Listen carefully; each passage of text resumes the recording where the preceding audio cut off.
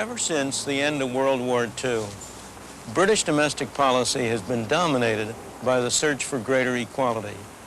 Measure after measure has been adopted, designed to take from the rich and give to the poor. Unfortunately, the results have been very different from those that were intended by the high-minded people who were quite properly offended by the class structure that dominated Britain for centuries. There have been vast redistributions of wealth, but it is very hard to say that the end result has been a more equitable distribution. Instead, new classes of privilege have been created to replace or supplement the old. The bureaucracy, secure in their jobs, protected against inflation both when they work and after they retire. The trade unions, who profess to represent the most downtrodden workers, but who in fact consist of the highest paid laborers in the land, the aristocrats of the labor movement. And the new millionaires, the people who have been cleverest, most ingenious at finding ways around the rules, the regulations, the laws that have emanated from over there, who have found ways to avoid paying tax on the income they have acquired, to get their wealth and their money overseas beyond the hands of the tax collector. A vast reshuffling, yes. A greater equity, hardly.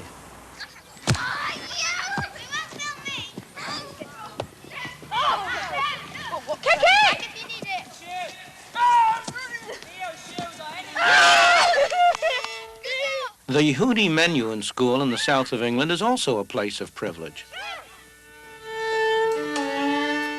Musically talented children from all over the world compete for a chance to come here to study.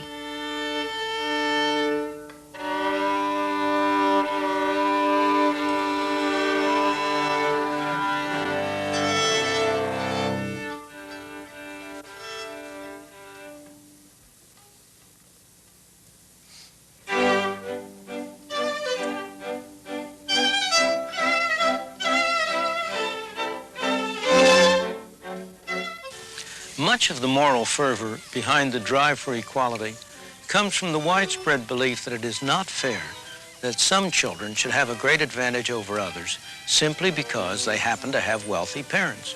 Of course it's not fair. But is there any distinction between the inheritance of property and the inheritance of what at first sight looks very different? These youngsters have inherited wealth, not in the form of bonds or stocks, but in the form of talent. That 15-year-old is an accomplished cellist. His father is a distinguished violinist. It's no accident that most of the children at this school come from musical families. The inheritance of talents is no different from an ethical point of view from the inheritance of other forms of property, of bonds, of stocks, of houses, or of factories. Yet many people resent the one, but not the other.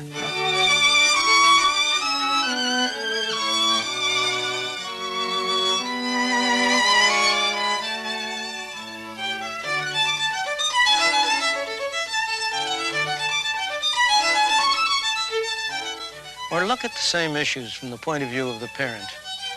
If you want to give your child a special chance, there are different ways you can do it. You can buy him an education that will give him skills enabling him to earn a higher income. Or you can buy him a business. Or you can leave him property, the income from which will enable him to live better. Is there any ethical difference between these three ways of using your property? Or again, if the state leaves you any money to spend over and above taxes, should you be permitted to spend it on riotous living, but not permitted to leave it to your children? The ethical issues involved are subtle and complex. They are not to be resolved by resort to such simplistic formulas as fair shares for all. Indeed, if you took that seriously, it's the youngsters with less musical skill, not those with more, who should be sent to this school in order to compensate for their inherited disadvantage.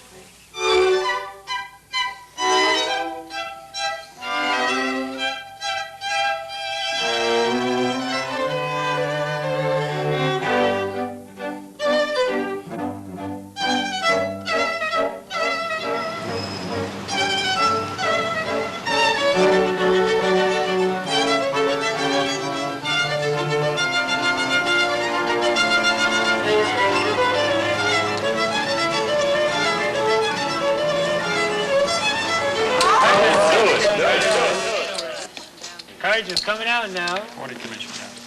High wager. Players saying they have nothing. Banker has 2 draw 1 card, please. Draw to be nothing. Can I lose? To tie here, nothing.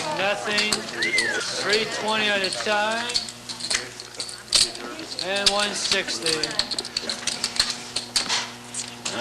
Against a marker, 1. Say banker. 600 there in the end.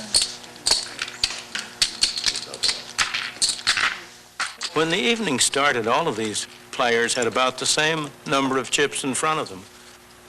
But as the play progressed, they surely didn't. Some won, some lost.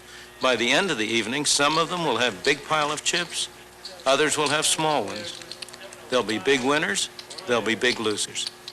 In the name of equality, should the winnings be redistributed to the losers so that everybody ends up where he started? That would take all the fun out of the game. Even the losers wouldn't like that.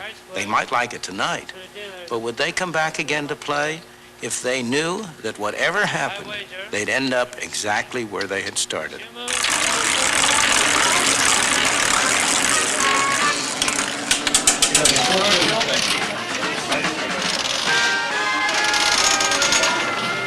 We're only 1 minute away from double jackpot time. When we're in the double jackpot time, watch the double jackpot board. With the number of your slot and one double jackpot. Now select your favorite machine, check your screen, and listen to the horn after the countdown. When you hear the horn. But what does Las Vegas have to do with the real world? A great deal more than you might think. It's one very important part of our life in highly concentrated form. Every day, all of us are making decisions that involve gambles. Sometimes they're big gambles, as when we decide what occupation to pursue or whom to marry.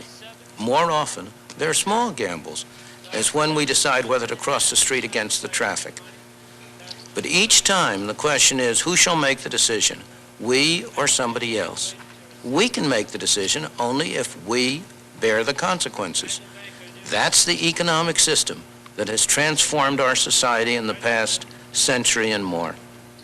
That's what gave the Henry Fords, the Thomas Alva Edisons, the Christian Barnards the incentives to produce the miracles that have benefited us all. It's what gave other people the incentive to provide them with the finance for their ventures. Of course, there were lots of losers along the way. We don't remember their names, but remember, they went in with their eyes open. They knew what they were doing. And win or lose, we, society, benefited from their willingness to take a chance.